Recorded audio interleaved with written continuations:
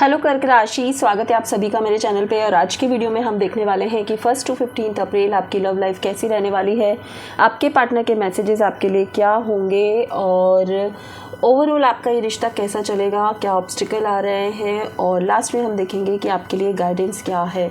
तो स्टार्ट करने से पहले जैसा कि मैं हमेशा कहती हूँ कि एक जनरल रीडिंग है, ज़रूरी नहीं कि सारे मैसेजेस आपके साथ रेजोनेट हो।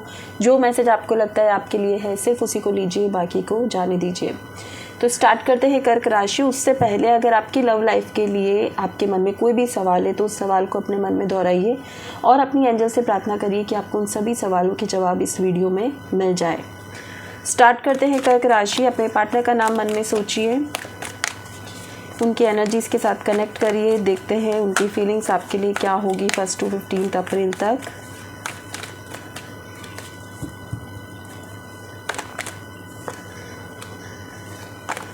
Conditioning and compromise, creativity. Okay, मुझे यहाँ पर दिख रहा है कि अभी के सिचुएशन में आप दोनों का कनेक्शन बहुत ज़्यादा स्ट्रॉन्ग है। मतलब अट्रैक्शन, अफेक्शन एक दूसरे के लिए बहुत ज़्यादा है। यहाँ पर मुझे ऐसा लग रहा है कि आपके पार्टनर जो है उनको ऐसा लगता है कि उनको इतना ज़्यादा अटैचमेंट हो चुका है आपसे कि वो किसी और के साथ अच्छा फील ही नहीं करते हैं। उनको किसी और के साथ कोई वाइब, कोई एनर्जी नहीं आ रही। 1 to 15 अप्रैल में आपके पर्सन आपको किसी भी तरह से ये बता सकते हैं कि वो आपसे कितना ज़्यादा प्यार करते हैं, वो आपके लिए आपसे कितना अफेक्शन फील करते हैं। आपके पर्सन बहुत ज़्यादा फिज़िकल अट्रैक्शन भी उनको है आपसे। तो ओवरऑल जो मैं देख रही हूँ इन 15 दिनों में आपके पार्टनर की तरफ से आपको ये सारी वाइब्स आने वाली है। अगर उन्होंने अब तक आपको नहीं बोला है तो वो बोल सकते हैं। अभी इन 15 दिनों में वो आपके साथ कनेक्शन और स्ट्रॉन्ग बनाने की कोशिश कर सकते हैं। एंड आपकी तरफ से भी इस रिश्ते में स्टेबिलिटी है, आप भी इस रिश्ते को चाहते हो और कहीं ना कहीं आप ये चाहते हो कि इस रिश्ते में बैलेंस बना रहे। आपको आपके पर्सन से ऐसा है कि सिर्फ अट्रैक्शन तक नहीं हो, आपको उनका सपोर्ट हर तरह से चाहिए, मेंटली, इमोशनली सपोर्ट चाहिए। तो आप भी अपनी ये बातें शेयर कर सकते हो और इस रिश्ते में बैलेंस आने वाला है इन 15 दिनों में। और देखते हैं आपके पार्टनर की फीलिंग्स आपके लिए क्या होगी, आपकी फीलिंग्स क्या होगी। आप एक न्यू बिगनिंग करने के लिए तैयार हो इस पर्सन के साथ। आप इस पर्सन से बात करके और सारे सॉल्यूशंस निकालने के लिए तैयार रहोगे। लेकिन कहीं ना कहीं आपके पर्सन में थोड़ा ईगो मुझे यहाँ पर दिख रहा है और थोड़ा आपके पर्सन ऐसे हो सकते हैं लाइक कि जैसा मैं चाहती हूँ या जैसा मैं चाहता हूँ वैसे ही होगा। इसकी वजह से आप थोड़ा सा परेशान हो जाते हो और आपको ऐसा लगता है यार बैलेंस बना के चलो, नहीं तो फिर कॉम्प्रोमाइज़ हो जाएगा कि सिर्फ आप ही की चॉइस से चीज़ें चल रही है, मेरी चॉइस से कुछ नहीं चल रही।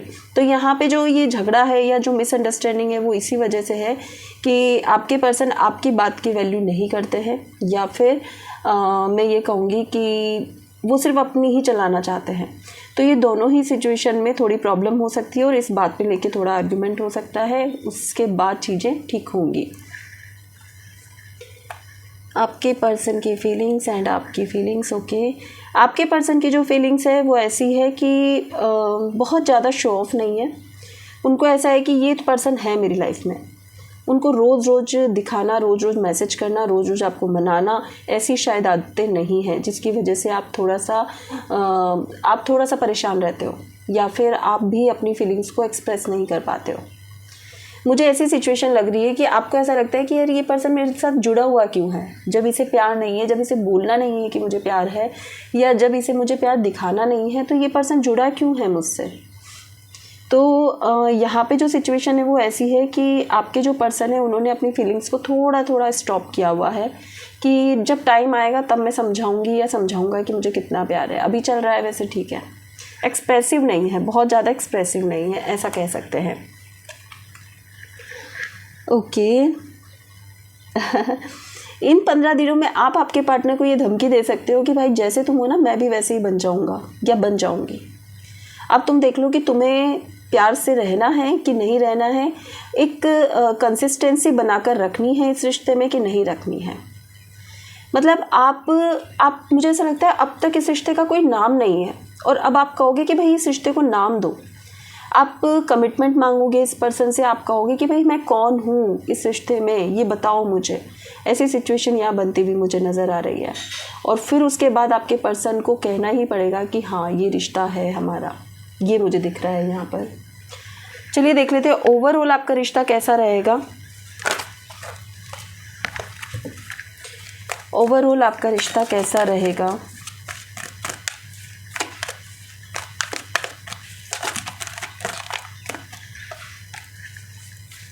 ओवरऑल आपका रिश्ता कैसा रहेगा।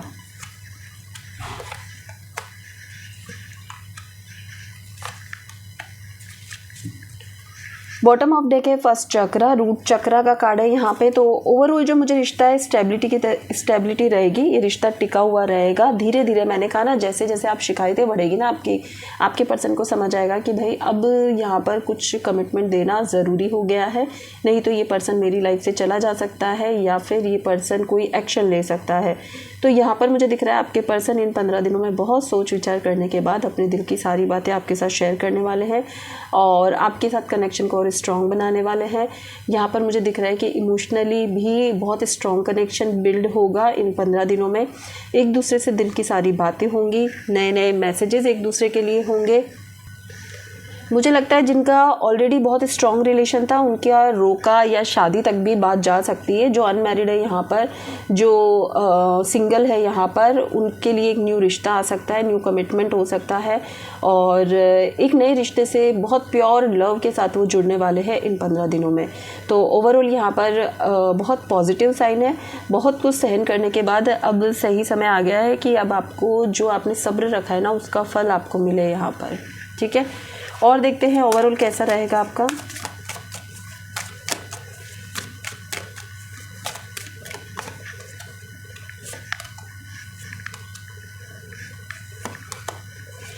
गोल्ड डिगर यहाँ पर क्यों है। Air sign, okay.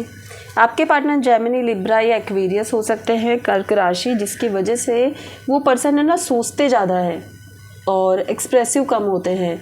एक्शन बहुत जल्दी आ जाता है लेकिन अपने दिल की बात को शेयर करने में उनको बहुत टाइम लगता है, जिसकी वजह से ऐसा हो सकता है कि आपको या आपके पर्सन को ऐसा लगे कि आप सिर्फ उन्हें यूज़ कर रहे हो। स्पेशली आपको ऐसा लगेगा कि आपके पर्सन सिर्फ आपको यूज़ कर रहे हैं। जब उन्हें ज़रूरत है तब वो बात करते हैं, नहीं ज़रूरत है तो नहीं करते हैं।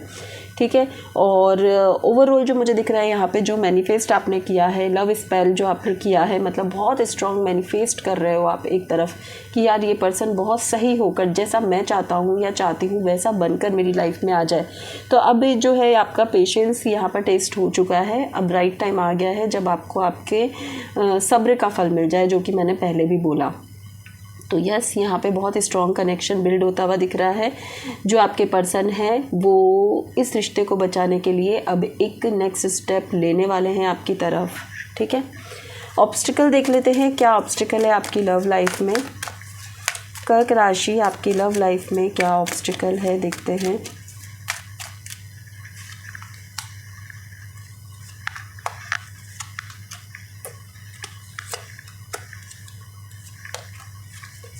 ओके, बॉटम ऑफ डेक है परफेक्शन। पता है ऑब्स्टिकल क्या है यहाँ पर। जब कम्युनिकेशन स्ट्रॉन्ग नहीं होती है ना तो क्या होता है कि दोनों ही समझ नहीं पाते कि रिश्ते को चलाना कैसे है। और कुछ ऐसा भी फील हो रहा है कि आपका या आपके पार्टनर का पास्ट बहुत ही ज़्यादा दुख देने वाला रहा है। कोई ऐसा पर्सन हो सकता है जिसने बहुत पेन दे के निकला है। तो थोड़ा डर भी होता है कि पूरी तरह से कनेक्ट होना है कि नहीं होना है। सो यहाँ पर आप दोनों कंफ्यूज्ड हो, आपको समझ नहीं आ रहा है कि फ्यूचर इसी के साथ है कि नहीं है। दूसरा यहाँ पर एक चीज़ और है कि आप दोनों बिल्कुल भी एक्सप्रेसिव नहीं हो, डर रहे हो रिश्ते में आगे बढ़ने से, बैलेंस नहीं बना पा रहे हो इस रिश्ते में। आप दोनों की प्रेयर्स बहुत स्ट्रॉन्ग है कि भाई मुझे ये पर्सन चाहिए ही चाहिए, लेकिन आप अपना दिल खोलकर बोल नहीं पा रहे हो। दोनों बहुत छुपा कर रखा है आपने, डिवाइन के भरोसे इस रिश्ते को छोड़ दिया है। बहुत ओवरथिंक कर रहे हो इस रिश्ते को लेकर, लेकिन एक दूसरे से कम्युनिकेट करने को तैयार नहीं हो। सबसे ज़्यादा जो ऑब्स्टिकल है वो यही ऑब्स्टिकल है यहाँ पर। जैसे ही आप ये चीज़ें सॉर्ट आउट कर दोगे, आप देखना आपके रिश्ते में एक बहुत स्ट्रॉन्ग पॉजिटिव चेंजेस आपको यहाँ पर देखने को मिलेगा। आप जैसा चाहते हो वैसा रिश्ता मिल सकता है, जैसा चाहते हो वैसा पार्टनर मिल सकता है।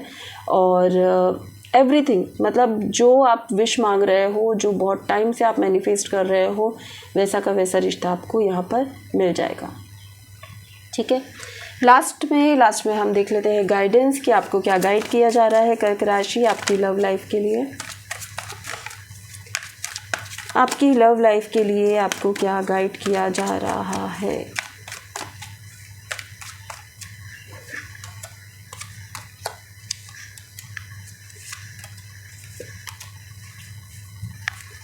द टावर यहाँ पर क्यों, एक बार क्लैरिफाई करते हैं, और द डेविल यहाँ पर क्यों है ये भी करते हैं।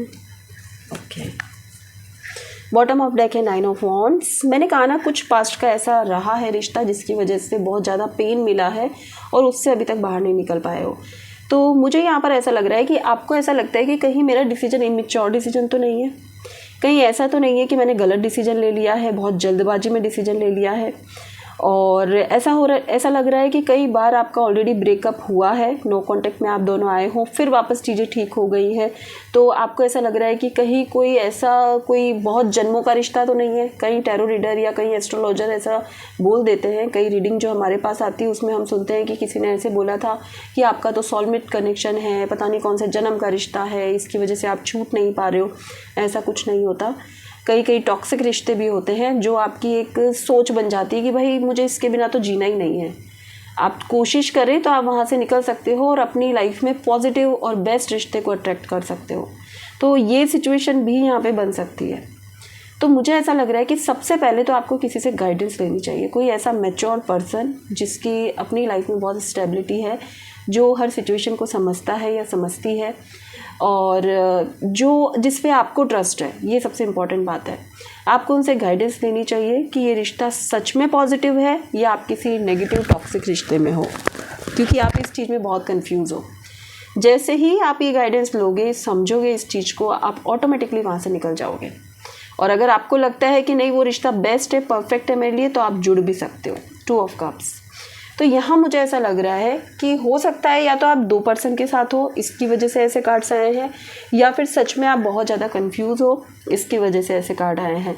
तो अभी जो आपको गाइडेंस दी जा रही है उसमें सबसे ज़्यादा इंपॉर्टेंट है किसी की गाइडेंस लो, किसी से समझो कि आप कैसे रिश्ते में हो।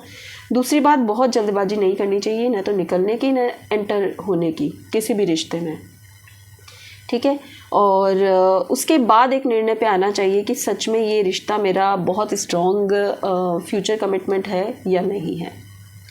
तो ओवरऑल रीडिंग से ऐसा लगता है कि पेशेंस आपने पहले से लेकर अभी तक बहुत रखा है। थोड़ा और पेशेंस रखो, थोड़ी और गाइडेंस लो, उसके बाद किसी सही निर्णय पे आपको आना चाहिए। ठीक है, तो कर्क राशि ये थी आपकी रीडिंग नेक्स्ट 15 डेज़ के लिए। रीडिंग पसंद आई है तो वीडियो को लाइक शेयर सब्सक्राइब करना ना भूलें, और अगर आप अपनी पर्सनल रीडिंग करवाना चाहते हैं तो दिए हुए नंबर पे व्हाट्सअप करें। Thank you so much.